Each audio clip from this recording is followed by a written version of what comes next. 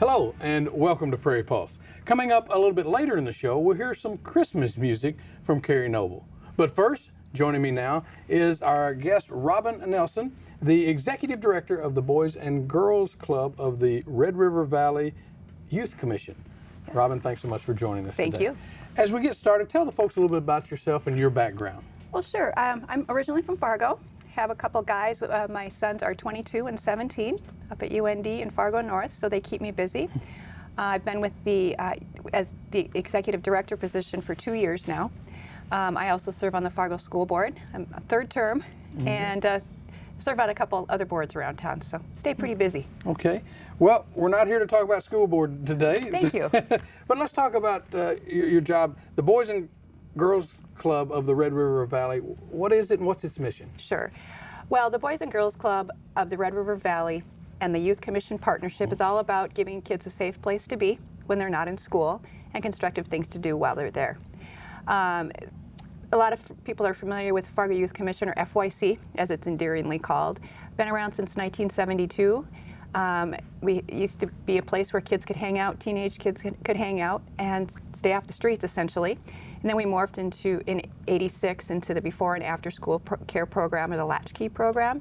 And that program still exists today. We serve 15 elementary schools with before and after school care. And then 2007, they became a charter member of the Boys and Girls Club of America. And that's more of a membership-based program where we help the kids that really need us the most. Mm-hmm.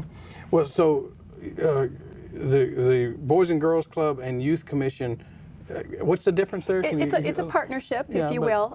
All the mission is the same, and it's all about kids. Okay, but I thought you told me one was fee-based. Sure, Okay. correct. Yeah. I would call the Fargo Youth Commission more of a traditional daycare, but it's program-based, where the Boys and Girls Club is purely a membership-based. Okay. The kids don't have to pay to attend. Okay. The hours are a little bit different, and the care is a little bit different, but it's all there to serve the kids. All right, with that said, then talk a little bit more about the kids that you do serve. Sure. You mentioned it, but expand on that. Sure. Our Youth Commission kids we serve in the elementary years, ages 5 to 12. And then we also have a separate preschool program for 3 and 4 and 5-year-olds. And then the Boys and Girls Club, we serve ages 5 to 17, essentially. And we have programming after school for them and into the evenings for our teen club. Okay. Well, how much does it cost to attend or become a member of the club? Well, the Boys and Girls Club is free. We don't charge the kids to come. We charge a $10 annual membership fee, which we end up scholarshiping a lot of it. Most of our kids come from very low-income households. In fact, 75.2% are at below the poverty level, the federal poverty level. So these are parents that maybe are working multiple jobs, minimum paying jobs, or unemployed, are dealing with their own personal issues, and their kids need somewhere safe to be, and that's what we're there for. Okay. Well, with that said, then, how is the organization funded? Boys and Girls Club portion is strictly funded through donations and grants, and we're partners with the United Way, and so it's purely out of the good of people's heart. Well, with that said, do you have an annual budget that you strive for, or is it what does that mean? We do. And my budget is combined, actually, my Youth Commission and my Boys and Girls Club. Absolutely. Okay. Let's talk more about what the kids do and how are they involved with the club? Sure. Well, a lot of them get dropped off after school. We have partnerships with the Fargo Public Schools, and the bus. They just get off the bus and they come to the club. For the club kids only, and maybe I'll focus on that for the purposes of this segment. They show up, we give them a healthy snack, usually a whole grain and a fruit, and then they start to rotate through our buildings. They have different activities that they partake in. We utilize all evidence-based curriculum from the Boys and Girls Club of America, and so it's all really, our focus is about building life skills and some academic success, character and citizenship, and then the healthy life skills are our 3 main focuses for those kids. Well, that said, let's kind of walk through some of the specific programs that the club has, and I'm just going to one at a time. And let's talk Power Hour. What's that? Power Hour. Well, that is homework help, essentially. Most of our youth staff are college students that are in the education field, and so they're really great at tutoring these kids, and so it's really not a full hour. I think they might throw a fit if I made them do their homework for a full hour, but no, it's usually about a half an hour. And they work on their homework and get some help from our college kids that are staff. So that's really what the academic success component is for the Power Hour. Is that like any subject matter? Or Any subject matter. Okay. Yep, whatever they have working on for the day. All right. What about Money Matters? Money Matters is a program really about financial literacy, and it's age appropriate. And it talks about, you know, what would you do if you had $100? How would you prioritize? Or different learning about how the income affects your family or the city or at the country's level, and just to determine how they fit into society and the economic picture of their world. Okay. So. I'd like to send my children over to get that class. What about Career Launch? Career Launch is for our older kids. They go and tour different businesses. They learn about different careers. We're really exposing them to behind-the-scenes types of operations. Career Launch, and this is kind of a side note, a couple of our club kids were invited to do the NDSU ESPN College Sports Day, and so they got to go behind the scenes. It was great. Desmond Howard showed them how many people it takes to do a show with 4 guys sitting at the table. So they learned a lot about that, and just different instances like that. We'll take them on tours to different grocery stores and hotels and different stores, and our community is really good about letting them tour. So a lot of field trips, and then also connecting their interests to some of those careers. So. Now, maybe you said this, and maybe I just missed it, because when are the activities that take you? Most of them after school. Most of them are after school, but we made some exceptions for Saturday to get them to game day, of course. We couldn't miss that invitation. Okay. Well, what about goals for graduation? Goals for graduation is really setting incremental goals to achieve different grades in different subjects, and really keeping their eye on the prize and realizing what they need to get there. And it's a long process, and they're learning how to set those goals. And we check in with them. Maybe it's something as far as, you know, reading 20 books this semester, but they set their goals and we help them reach it. And we teach them how to be accountable to themselves as well. Do you have any sort of success stories, or anecdotally? You know, we are so new. We don't have any graduates yet. Okay. But nationally, kids that take part in the goals for graduation, the graduation rates through Boys and Girls Club is 92%, which is astronomical compared to the rest of the country, and especially for these kids that are most at risk. Sure. Okay. What about 4-H? Somehow you're involved with 4-H then? We're all over the place. 4-H works with us through their extension unit, and they train our staff on different curriculum, very heavy science-based, and some math and financial literacy programs as well. But the kids have great fun with that, with some of their science projects. And so 4-H will put on a training course for our staff, and then the staff will implement that curriculum with the kids when they're there. You've mentioned staff a few times, Sure. and so paid staff, volunteer staff, can you give us a breakdown of how that works? Most of our staff is paid. We do work with a lot of volunteers, whether it's working with the kids or, you know, in different places in the building. We, at any given time, we employ about 130 youth staff, and you know, it's very, very part-time for those kids, but works great with a college schedule. And it's after school till 6 in most cases, and so no weekends and no evenings, works out pretty well.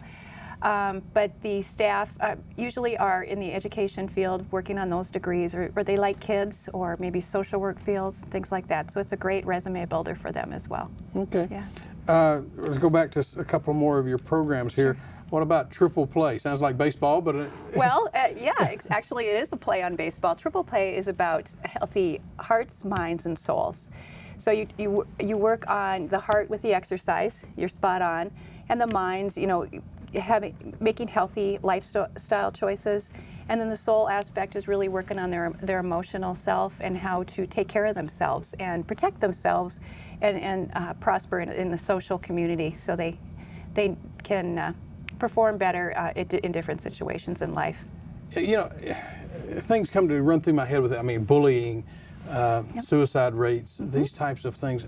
Are these types of things are issues that you're dealing with? Yep, even you know, dating safety and things like that. So really the situations that these kids are up against every day, that a lot of people don't talk to them about, and maybe their parents are too busy to visit with them about, but a lot of these things aren't discussed as much in school. And so again, we really focus on those areas, and it's pretty amazing what some of those kids come out of and think about. And once it's verbalized for them, they learn what's right and wrong. Well, and I know some children have a hard time talking to their parents about things, Yeah. and maybe it makes it easier, or does it? Have you seen this? You know, yes, I have, and dealing with a college student, and they're a little bit closer to their age, so it's the mentor protege relationship is a little bit more it's more easy to facilitate that, and the kids just are more comfortable with that. You know, there's certain things they probably wouldn't tell me. You know, I'm the old lady in the building, but no. They're all great kids, and they do open up a lot in the groups. I'm surprised how much they do open up.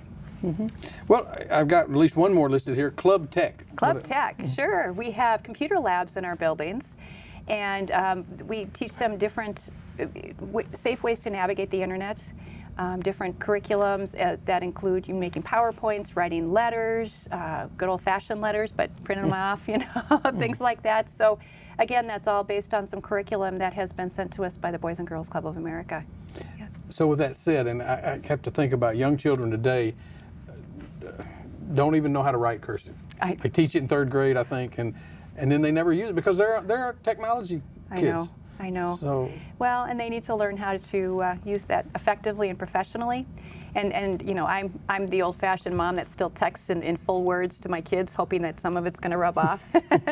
But that's what we do with the kids too. We want them to have some real professional skills in their writing as well. yeah, I often wonder if Webster's dictionary will change for different words. I'm sure it will. It's just amazing. Well, you do have one other program that we talked about before we came on about feeding club kids dinner. Yes, yeah.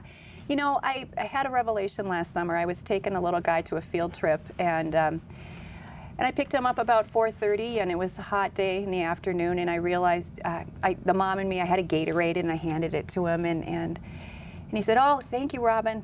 He went and told me about his day and how wonderful his little personal field trip was, and he said, I handed him the Gatorade, and he said, "Oh, thank you, this is the first thing I've had to eat today." And it was 4:30, and I said, "Hold on a minute, now say that again." And he said, "Oh, no, it's okay, this is good, this has got vitamins in it." And I thought, no, that's not okay, back up, let's talk some more.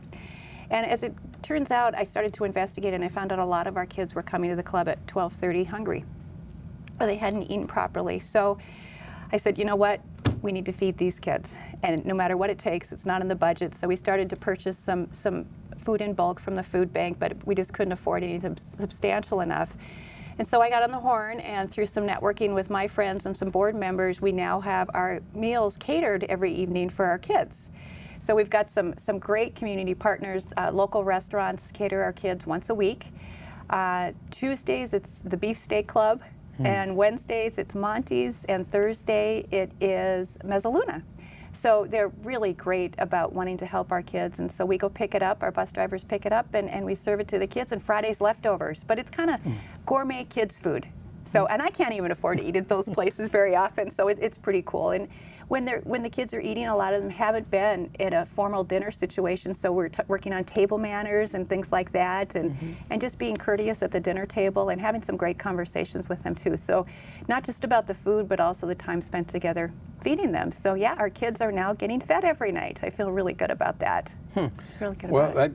Now I'm going to ask you, what is the best part of your job, and you know, what can you talk about that? Oh yeah, you know, I'm surrounded by kids.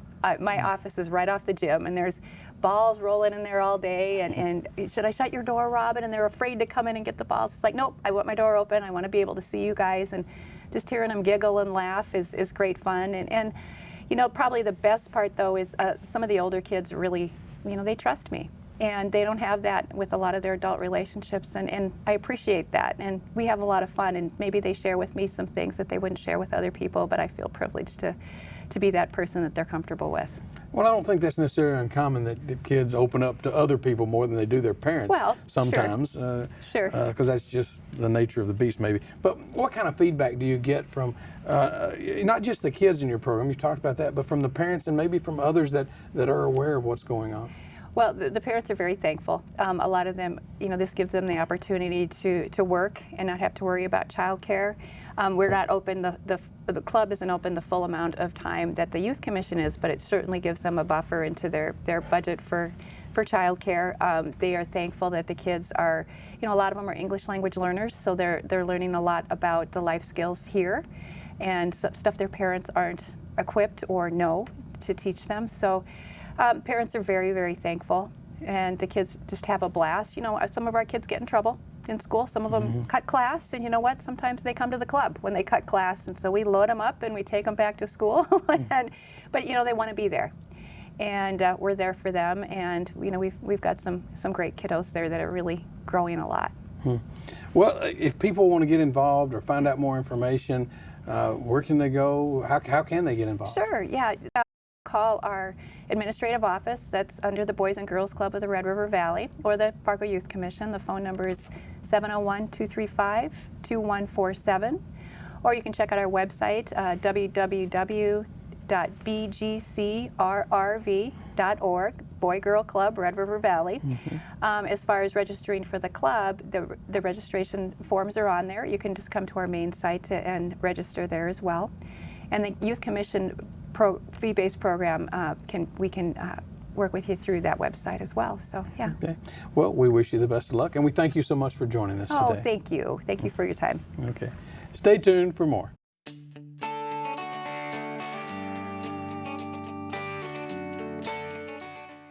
Carrie Noble chose to live in Minneapolis because of its strong artistic and musical community. After years of touring, she's especially proud of the holiday album that reflects her own personal style. Carrie performed a few of those original songs here in our studio. So sit back and enjoy the sounds of the season with Carrie Noble. Looking at a girl like me, you think you know what to do. Buy me a diamond ring, or fly me to the moon. No, oh well, let me think of how to say what I want to say to you. I don't want to hurt you, babe, but you don't have a clue. Let me tell you that every girl's idea of a perfect holiday, it doesn't revolve around the size of what you pay. Oh, I'll give you a little peek at my Christmas list, and then you'll see it's really easy. Give me your time, give me your love, cut me some slack when I've been wrong. Write me a letter or sing me a song, and give me your love. And just make me laugh when I've been crying. You can't mess up long as you're trying to sum it up.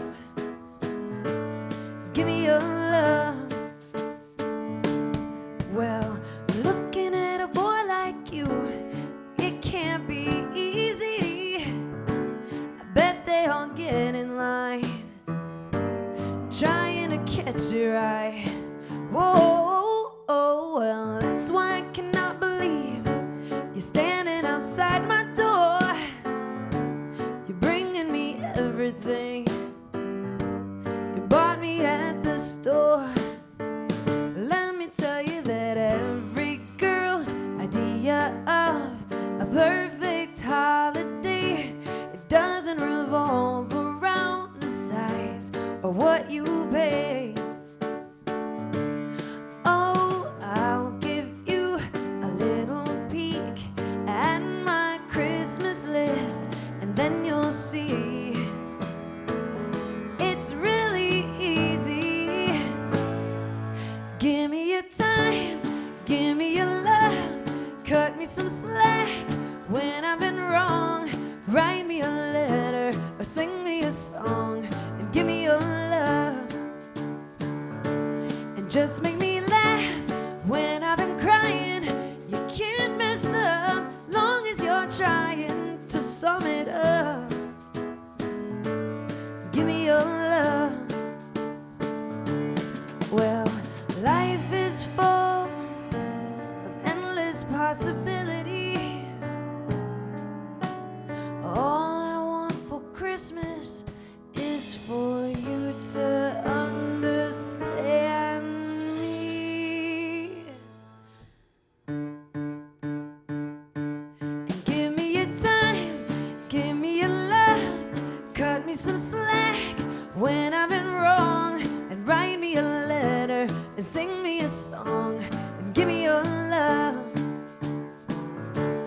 Just make me laugh when I've been crying. You can't mess up long as you're trying to sum it up. Give me your love to sum it up. Give me your love. Whoa, whoa, whoa.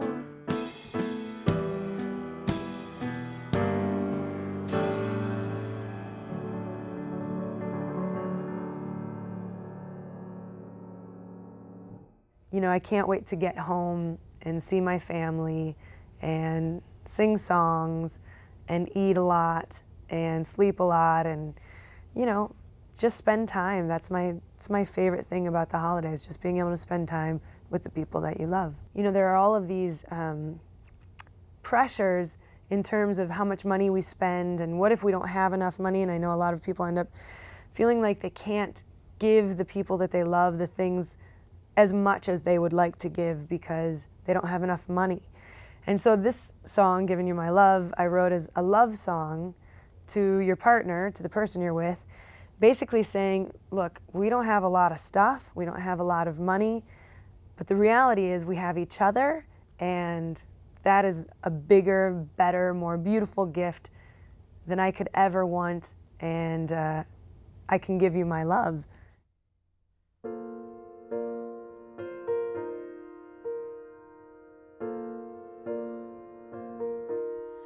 Money will come and go, already something we both know. Bracing ourselves against the cold is nothing new. Every now and again, inevitably something always ends, but I can make do and supplement as long as I've got you. I can't buy a bunch of presents, we don't have a fancy tree, but I've got everything that matters standing right in front of me. You can't buy me gold and silver, if you ask me, we've got enough. Baby, on this Christmas morning, I'm giving you my love. Doesn't it always seem to be everyone's chasing make-believe, but being with you it's hard to see wanting anything more. I can't buy a bunch of presents, we don't have a fancy tree, but I've got everything that matters standing right in front of me. You can't buy me gold and silver, if you ask me, we've got enough. Baby, on this Christmas morning, oh, I want the smile on your face as you're waking up, the sight of you filling my coffee cup, the touch of your hand to remind me I'm loved. Considering every high and low, I'm loving you more than ever before. Settling down and growing old is all I need. I can't buy a bunch of presents, we don't have a fancy tree, but I've got everything that matters standing right in front of me. You can't buy me gold and silver,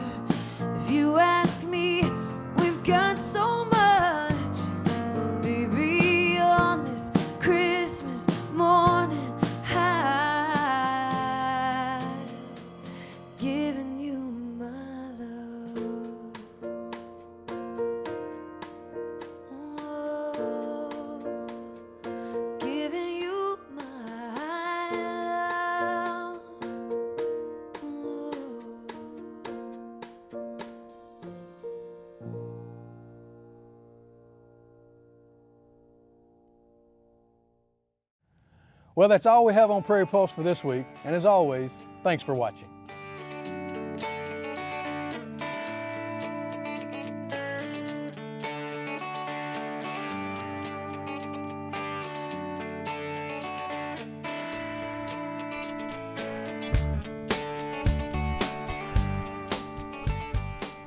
Funding for Minnesota Legacy programs are provided by a grant from the Minnesota Arts and Cultural Heritage Fund, with money from the vote of the people of Minnesota on November 4th, 2008, and by the members of Prairie Public.